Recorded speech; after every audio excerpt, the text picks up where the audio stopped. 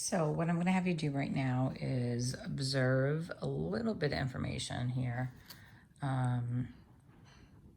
20 feet in the air at speeds of up to 90 miles per hour.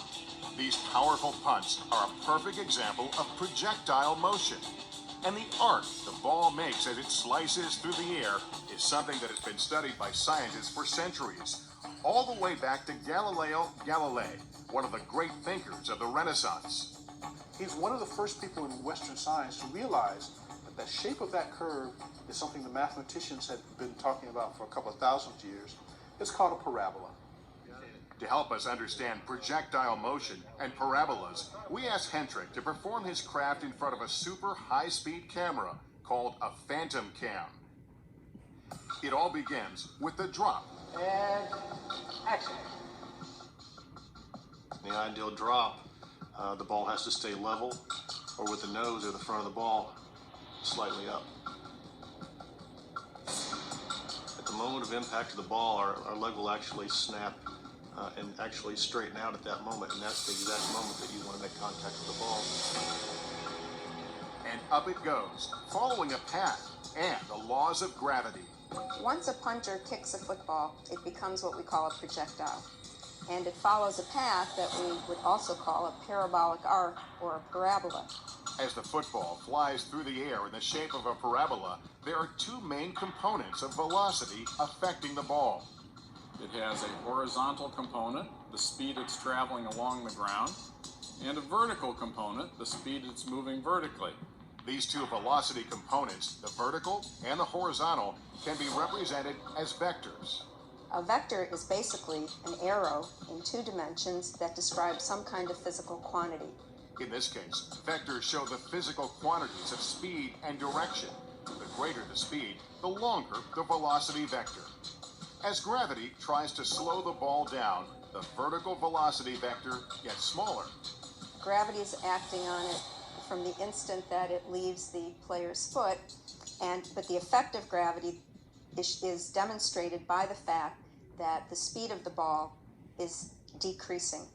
Gravity eventually causes the football to stop rising and reach the top point of its trajectory. When it's at that high point, something very curious goes on. It has no up and down speed at all. And so the up and down speed of a ball at its maximum point of arc is 0. Our goal in punting is to get the ball to hang in the air, to be in the air as long as possible. And then it begins to come down, and the speed goes from 0, and then it comes back down really fast. Gravity pulls the ball back down to Earth. As it gains more speed, the vertical velocity vector now points downward. When it starts to come back down to the ground, the vertical component of velocity is in the opposite direction and the horizontal component is still the same. And down it goes until it reaches its mark. That was always a great feeling to get as a punter, to watch that ball go in the air knowing that you had hit it perfectly. Parabolas come in all shapes and sizes, but it takes NFL punters like Craig Hendrik to turn science into an art form. So that, if you dissect that a little bit, let's just go to a sketch here, okay? Just to help us understand. So you have a sketch. This is quadrant 1. So you have this man, let's say that he's standing right here, okay? And he's going to kick that ball. So he's not kicking it from the ground. When he drops that ball and his leg comes up to here, the point of impact is right around here. So the actual parabola is not starting at the origin. It's starting at the point of contact. Then the ball will travel and those vectors will pull and then it will land. Of course, this is freehand, so it's not going to be perfect. So let's just talk about natural restrictions for a second. If this is our y-axis here, and this is our x-axis, and this is our time, that ball's in the air for a matter of seconds. So we are going to have this be time in seconds, okay? And what we have happening here is there's an initial height where the ball or the object starts. So this right here is the initial height, Now, if you were doing a corner kick in soccer, that would be a lot different because you would actually be kicking the ball right off of the ground. So the initial height would be at the 0.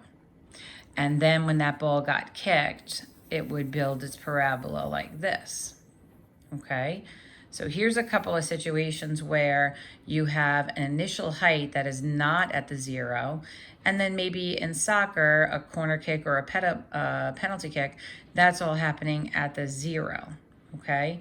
And in the case that we were discussing earlier, if you have a gentleman, I never really seen a woman do this, so, but they climb up a very high ladder and they stand on a platform, and then out here, you'll have a very shallow pool of water. So this man will generally just put a little bit of forward velocity, and then what happens is he will land perfectly into this pool. And I apologize, my parabola got a little squirrely there. So the initial height on this one is clearly not at 0. It's not low. If this gentleman is 30 feet up in the air, then his initial height is going to be that 30 feet. So these are just different examples of that initial height. Noting that these parabolas all have a stopping point. So, and the stopping point will be the turning point or the vertex, okay? And so what we can come to understand is we can find out the distance that is traveled. We can find out the highest point based on the maximum of this turning point. We can also see how many seconds it takes for it to hit the ground. Now, if you consider that this is actually a full quadrant, you can see that we are not making use of quadrant 2, 3, or 4. If we were shooting a cannon, there may be some penetration into the ground over here that would allow us to go into quadrant 4. But we are not going to be observing any of those in the next scenario, okay? There are many videos you can watch on this. You'll see spider jumping is used. If a spider were to jump, which case do you think that this would be? If a spider was on the ground and jumped, then its initial height would be 0. If the spider was on the table, excuse my sketch here, let me just get it closer so it's cleaner. If a spider were on a table and then jumped, then the initial height would be where that table is, okay? So I could spend a lot of time showing you a ton of different videos, but what I'm going to try and do is just help you start to understand how you can make use of this. So what we have here is the projectile theorem, and it has these multiple pieces. So when you see this initial coefficient on this function, that -16 as that lead coefficient, that is always going to be standard when we're in feet per second, okay? There's a different number involved when we're in meters, but most of the problems that we're working with are in feet per second. So since we are in remote learning, I'm going to stick with this topic for right now. And if you guys pick up on this fairly quickly, I can show you one or two that are not feet per second. Okay, I think it's super important for you to sketch these so you have ideas as we go through of what they actually look like. So this piece right here will be standard. So when you see it, you're talking about some type of projectile. This V right here, that is velocity. That is the speed, okay? Now, there's 3 different cases that happen here. If that is positive, that means that something was launched up into the air, okay? If it is negative, that means something was thrown down. You don't see too many of those options unless somebody's at the top of the building and throwing down something to somebody. But there has to be a force, a negative force towards the ground. You don't see too many of those. What you do see though is a free fall. So if you were a construction worker and you were at the top of a building and your hammer were to have fallen off of you, so if you're here and your hammer were to fall, there would be like a free fall parabola like this. When there's no initial throwing, either up or down, this will not be here. So it will be 0. So what would end up happening is your function would look like negative 16 t squared, t for time. This would really be 0 speed, initial speed, and then you would have your initial height, okay? So what happens when 0 is a coefficient is you simply just see this, okay? Now, the S that you see, that's the initial height. So this is the initial height, okay? So let's think about the cases that I showed you over here. So that man dropping that football, he's about, I don't know, let's assume he's 3 feet off the ground. So this is the initial height of the ball is at 3 feet. So in that scenario there, the S would be at 3 feet, which would be the constant of the function. Here, when it was a corner kick, it was at 0, so the initial height would be at 0. And here, the constant of that function, I said it was about 30 feet, so that would be 30. So what ends up coming together on this, it's actually quite nice, and I can give you a couple of examples here, which will hopefully make things better. If you have your textbook and you want to use it, you certainly can. But what we're going to do is try to make some sense out of the modeling. So, and they redo some work, you know, some explanation within the textbook as well. But I'm going to start you here at number 23 for a second. So we see that Alice tosses a volleyball in the air, and the function that they're giving you is h of t. So it's height of time. And you see that next negative 16 as that lead coefficient. So you know that this is projectile. Now you see a positive 8 in that spot, which means that it was thrown up and that its initial start was at 8. So we're going to sketch this guy for a second so you can understand. And I'll put it right here. All right. Okay, so here's our sketch. Oops, sorry. Football wants to come back out today. All right, so what we have is, we have h height, sometimes like height, or you can do h of t. So what we have here is negative 16 t squared plus 8t plus 8. So what is that telling us? So obviously it's projectile. This is positive 8, so this was thrown up first. So it was thrown up, okay, at a positive speed. And this thing did not start at the ground. It started at 8 feet. So if you're going over here to your, you know, your graph and your window, you are going to understand that you don't want this to be 8 because you know it's got thrown up. So it's going to go up and come down. So maybe you might want to mark like a 10, a 20, a 30, just to get an idea. So this would be about here, and it's going to get tossed up and it's going to come down. So that is what these numbers are going to tell you, okay? Now, let's see if we can put this function in the calculator and answer some of the questions. So the questions that they want you to understand with projectiles is they want to know what is the maximum height of this ball. So what you are going to do is go into your graphing calculator, and this is where your savviness with your calculator is really going to come into play. So let's see if I can make it a little brighter in here. All right, so go into your y equal to, and we're putting in our negative 16x squared plus 8x plus 8. Now, when you go to do this and you're in Zoom 6, then clearly you're not going to see much of what you want to see. And a lot of this doesn't even make sense for us either because it's a real life situation. So nothing in these quadrants makes any sense to us at all. So you're going to go into your window and you're going to make some changes. So we're going to want our minimum values on the X and Y to be at 0. That's the first thing. We want to limit that to quadrant 1. Okay.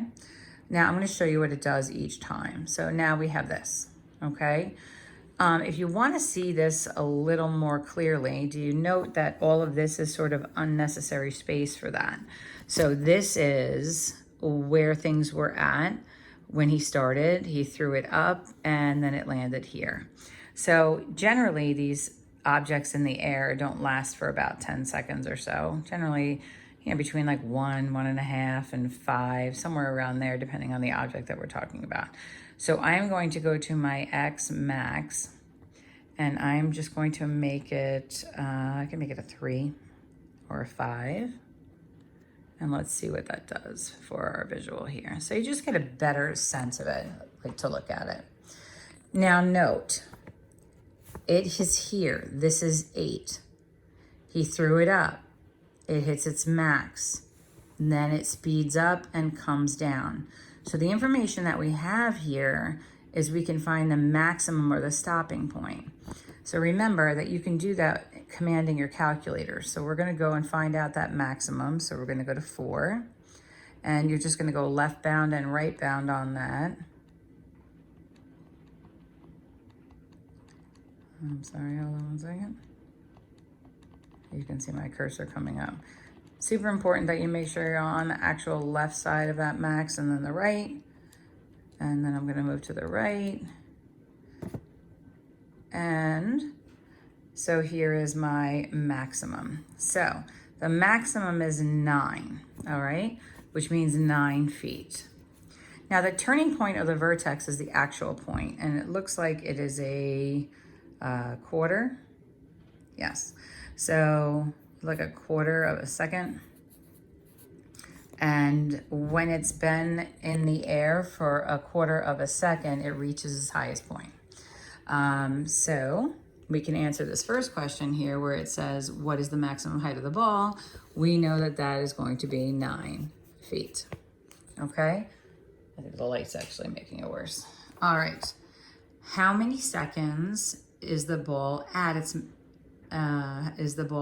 maximum height? After how many seconds? So that's the X value of the turning point, and you're gonna say it's 0.25 seconds. Okay. And then after how many seconds does the ball touch the ground? So what are they looking for? So they're looking for this point right here. And this is time in seconds. Okay. So what does that mean to us? That's the 0, right? That wherever the parabola, like if this parabola had no restrictions, it would go like this, it would go like this, but it does have restrictions because this ball or whatever the object is, the volleyball, is starting at 8, going up and coming down. If the girl misses the ball and it lands on the ground, it's not going into the ground. It stops at the ground. It may bounce again or whatever, but eventually it will stop at the ground.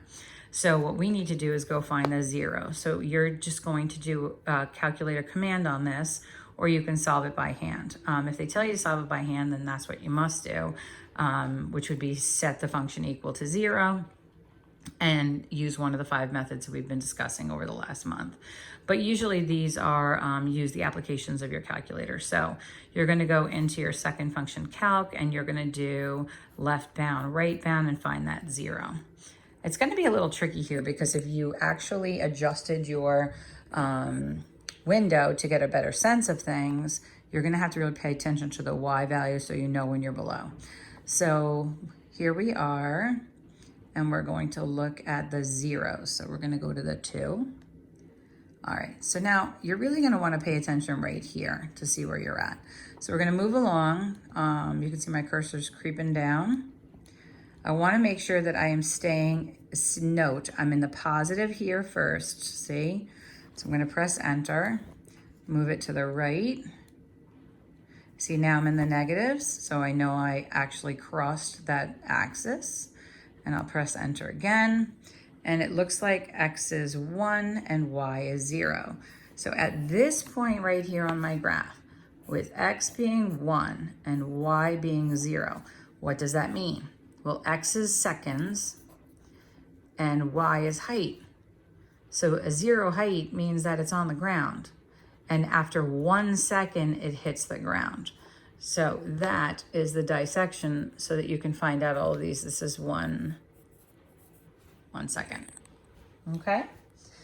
So let's just take a minute and like dissect this information. Okay?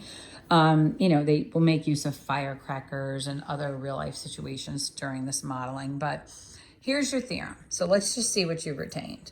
I'm gonna pause here and let you think for a second, but this negative 16 coefficient, that is built off of gravity, which you'll come to understand. If we get back to school, I'll show it to you. If not, you'll learn about it when you move through physics or in geometry. This V here is speed. So if it's thrown up in the air or it's hit up in the air, it's going to have a positive speed.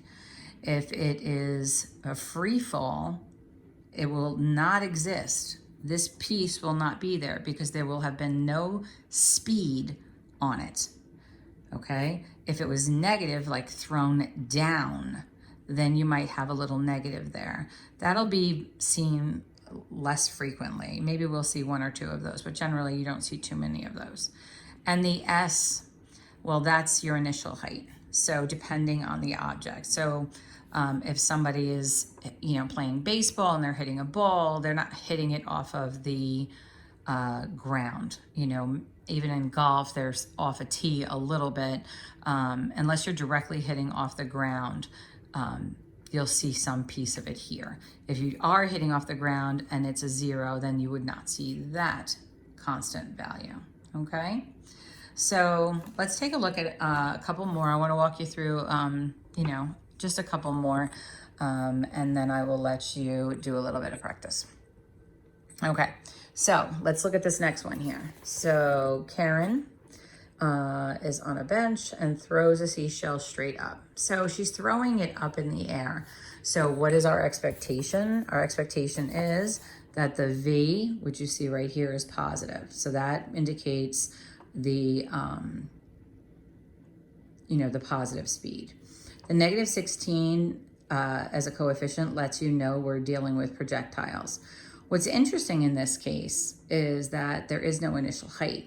So she is literally throwing them off of the ground, which I don't see that making a whole lot of sense. I don't think kids really lay down on the ground and throw them from the ground, but in this problem set up the way it is, that is what they are actually stating. So if we were going to sketch an idea for this, then we have from the ground, and I know that because there is no constant on this function. So she is going to throw these seashells up and they're going to come down, okay? Now, had she been sitting up and throwing them, then she would have an initial start here, whatever that value is, okay? So let's try to pick up the pace so you don't feel like these are overwhelming. So what you're going to do is put in the new function here. I'll make a slight change there on that speed. So right here, this will become 96x, and I'm gonna delete out the rest of this. And you'll note that I'm gonna have to change my window, okay? So let's see what you can see. The window won't suffice on this. So that doesn't really help us out. So each one of these, you know, projectile problems is gonna expect us to have a deeper understanding of what is going on with our windows. So we have to consider the height. So she's starting at the ground and she's throwing seashells up. So what we're gonna do is increase this height here a little bit. So go to your window and just manipulate it and see what you think might be best.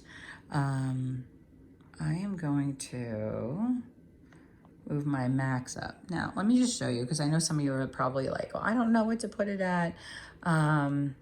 let's just put it at 100 and then go by tens. You don't want to change the scale so high and then still keep it in increments of 1. This may be a bad move, but this is how you learn. So let's just say, so we take a look at it. Oh, I'm seeing a little bit more of it now. So I need a little more of adjustment. So what do you think you're going to need here? It looks as though this is going to go up in the air and then it's going to eventually come down over there. So I'm going to need to increase not only in my Y's up here, but I'm also going to need to increase in my X as well. So let's go back to the window and make further adjustments. So let's go by 200. And again, it's no harm in not knowing. The best part of this course is the learning, is just playing with this calculator and increasing your reasoning each time. I'm also going to go out to 10 on this and see if that helps me out a little bit. And if it doesn't, I will just change it again. Okay, so now I have a good, clear path of this parabola. So let's just go over it for a second. This child is throwing up seashells at a speed, so she throws them up. It comes to a stop. It falls down and increases speed, stops here. So the Y value here is 0. And the X will be the time that it actually falls back to the ground. This point here is the maximum. So it'll tell you after how many seconds it reaches its highest point. The highest point will be the value of the Y of that turning point. And the X value is going to be the amount of time it took for it to get there. So let's go ahead and do some of our calculating. So let's use the calculator and let's go find out its max. All right, so we're gonna go left bound. And then we're gonna go right bound. Press enter, enter. All right, so here's some information for us. We talked about this with the pixels and so forth. So what we see on this function here is that we have a maximum value, which is gonna be 3, and it looks like 144, okay? So 144 feet after 3 seconds. All right, and the next thing we're going to do is find out how long it takes to hit the ground, which means we are going to literally be finding the 0. So I'm going to command the calculator again, and I'm going to go to find the 0. And when it gets like this and you've limited yourself to quadrant 1, for some kids, they're not sure when they're below. This is why you pay close attention here to the Y value. When the Y is positive, you are literally above, right? So I'm gonna press enter here, and then I'm gonna make sure it's negative. See how it's negative right now? Then I know I went below. Okay, and it looks like I have a point which is 6, 0. So let's take a look at this over here. So this is some information. So after 3 seconds, it reached its maximum of 144 feet. After 6 seconds, it fell to the ground. I know it's at the ground because it's at 0 feet, okay? So let's answer a couple of these questions. What was the maximum height of the seashell? You would say 144 feet. How many seconds does it take for the seashell to reach its maximum height? That would be 3 seconds. You see that information coming from your vertex or your turning point. And then for how many seconds is the seashell in the air? So it is in the air from the second she launches it, and then it coming back down, 6 seconds, it is in the air. Okay, so I am going to pause this one here, and then I'm going to pick up with 2 more, and then I'm going to send you some practices. I really want to encourage you guys to maybe do this with each other, like maybe FaceTime one of your peers and talk through it together. I think that's a really good thing for you guys to do. I'm afraid anything over 30 minutes might be too long, so I'm going to stop this one here. I'll do 2 more problems, and then I'll send this out to you tomorrow.